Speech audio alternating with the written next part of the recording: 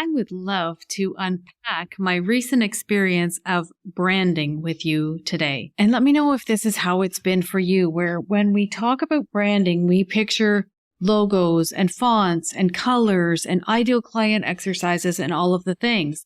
And I'm so over that. Welcome to Unjaded. This is your straight talk, shoot from the hip, wrapped in a little bit of love, Human Design for Business podcast. We talk a lot here about clarifying your message so that you can bring in paying clients with ease. And ease is different from easy. Stick around to find out how we roll here. I'm your host, Vickie Dickson. I am a 2-4 emotional manifesting generator, light on the emotional, and I'm a quad right in human design. In real speak, I am an entrepreneur of 30 plus years. I've had every kind of business there is, and I always say that business is my love language. I can't wait to dive in with you here on the podcast. So I've been looking for a branding strategist for quite some time now. I have known that I am in a spot in my business where I am looking ahead to the next level, and I know that what got me here is not going to get me there, and I'm not finding exactly the right thing to get me to that next level.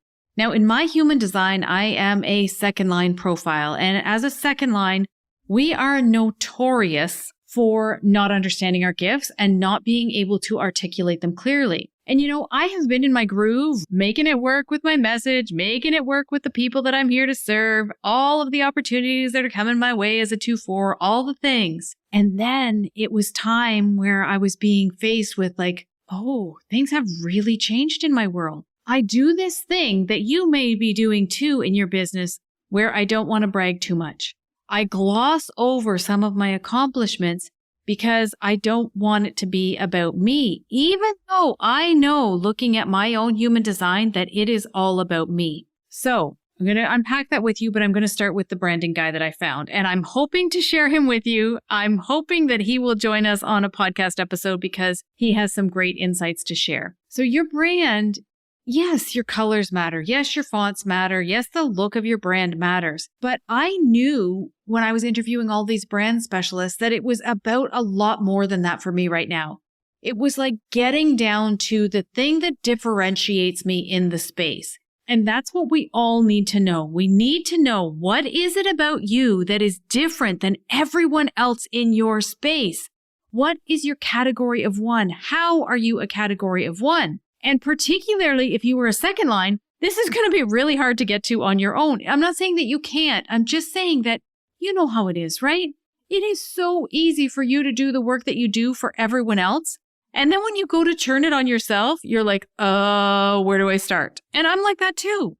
I can do it for others like this, but ask me to do this work for myself sometimes. And we all need someone who is not inside of it with us, right? It's like, you can never read the label from the inside of the medicine bottle, right? You have to be on the outside looking in. So I found this brand strategist, and he is amazing, and he is human design informed, and he knows human design for business, and he has been working in a marketing agency for a long, long time. He just gets all things business. So I think it's a marriage of the two, right? And that's where I'm at in my business, is a marriage of the two. I've said many times, I will never again work with a coach who is not human design informed, because it makes all the difference in the world. So when you are looking at your own brand, when you are trying to differentiate yourself, I invite you to start with your human design. Look deeply into your human design. And I'm talking deep. I'm not talking, I'm a manifesting generator, I'm a projector, I'm a reflect. I'm not talking about that, okay? I'm talking, understand all of the nuances of how your design works together, how all of the pieces come together and provide the synthesis of you. You have to know that within your design. You don't have to know it. I mean, someone can know it for you. If they are working with you, they can show it to you. But we see you so clearly mapped within your human design. Look at your channels and the energy of your channels. So I worked with 2 women in the last 2 weeks, completely different women. One of them, I looked into her design and I saw that she was all about what she's here to offer others. It is really not about her. What do you think every coach who she has worked with has told her to do? Bring more of herself into her business. Her design is not for her. All of her gifts are for others to draw out of her. I worked with another woman whose entire design is about her, just like mine is. Everything is about how she does things, and she brings people along on the journey. And she has been told by every coach she has worked with, until me, that she makes it too much about her. She's unrelatable. She's very relatable, by the way, in her content. But coaches have told her that because she talks about her own experience, others won't be able to relate to her. Everything in her human design is about bringing others along and showing them what she has learned through her experience. It's the only way she can run her business because it's how she's designed to run her business. So your branding is so much more than the surface level stuff. Getting down to the crux of what you are here to say. What is the purpose that you serve on the planet? Who do you work best with? What sets you apart from everyone else in your field?